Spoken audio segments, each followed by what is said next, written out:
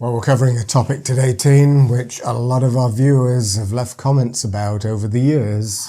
What will I do in retirement? It's one of the biggest fears that stops people retiring.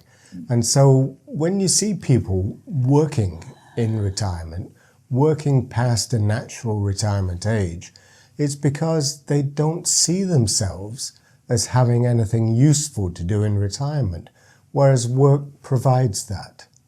But we got a solution for that. We do. We have lots of things that you can do when you retire. Part of it is, let's connect a couple of things together.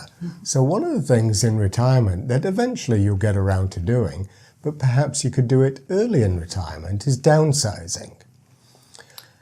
We got totes. We have so many totes. They are in the wardrobes. They are in storage lockers. Yes, we've lots of totes. So we're constantly downsizing. So as part of that downsizing, for instance, Tina bought me many years ago, which I haven't got around to using, a USB record player that you can basically digitize all your old LPs. So I've just started a project doing that. And because of that, we'll be able to play them from our smartphone, our iPads, be able to listen to them in Portugal when we're away. And it's another tote that will be gone because we'll sell the records to our local record shop. And we won't have to worry about that, but we have access to all that music that we bought all those years ago. I think that's one of these big things, Norm, is that people have this thing that they feel they have to hold on to everything and they can't give it all away.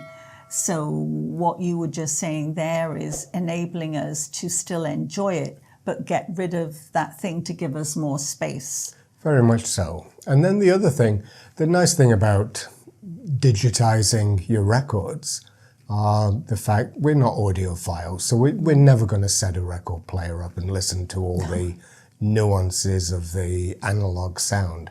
We just want to hear them when we're flying or in the trailer we have a little speaker and we take that to Portugal. We can play via Bluetooth and enjoy that music. The other thing, we grew up with photography. Our parents took pictures with thousands of pictures. We have boxes and boxes of pictures, don't we? And in fact, we even have all the pictures from your mum and dad, Norm, as well. I brought them all back. Yeah.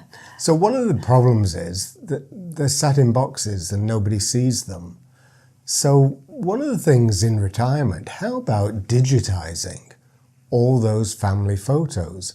And really what you're doing is you're curating your family history, digitizing photographs. The nice thing about that is that as soon as you do digitize some of the pictures, you can start sharing them with the rest of the family. That's a great idea, isn't it? So there's plenty of ways of doing it. There are free solutions and there are paid solutions. But nearly everybody has a smartphone. So you can get an app for the smartphone. You can get one from Google. You can get one from Adobe. The Google one is free. Or you can buy a subscription to one called PhotoMine. We'll put links in the description. And this isn't sponsored by anybody at all. It's just we've started doing this process ourselves and wanted to share it with you.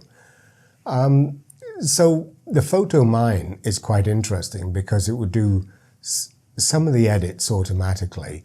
You can photograph a whole page of a photo album and it'll lift off each picture individually just with one click of the shutter. So once you've done all that, it might spark you into doing some family history, genealogy, or you're preserving these memories of your family for future generations, for your grandchildren and their children.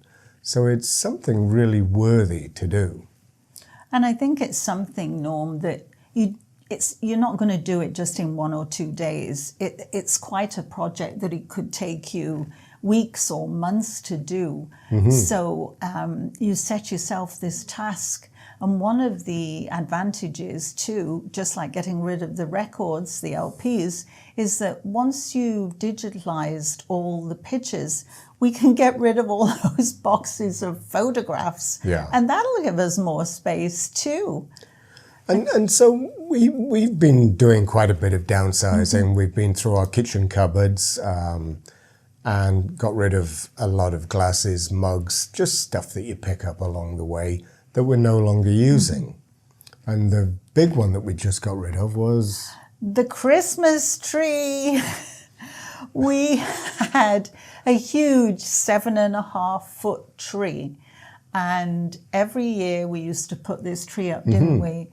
And beautiful tree. Last year we decided, let's not put the tree up anymore. And we bought a really small, like a 2-foot size that just sits on a table. And you know what, Norm? It probably took us a year to get round to saying, let's sell it.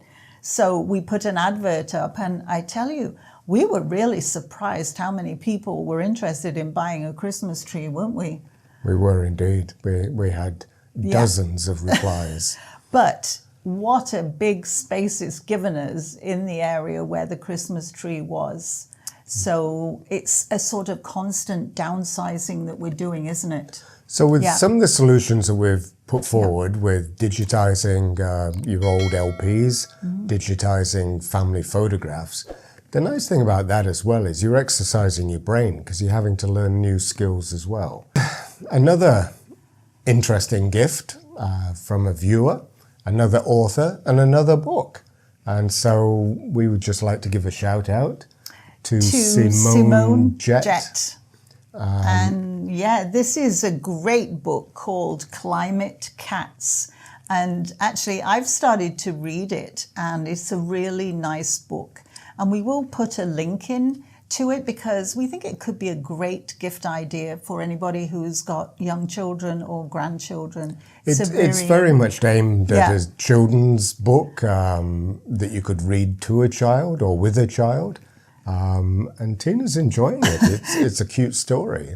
It's set all out in the East Coast in Canada, and it's a very gripping, lovely little story. I'm enjoying it. And so thank you for Simone for sending us the book. And it is available on Amazon, and we'll put a link in the description for it. I think people are trying to tell us that we should be taking up a lot more book reading, Norm, don't you? Maybe we should start a book club team.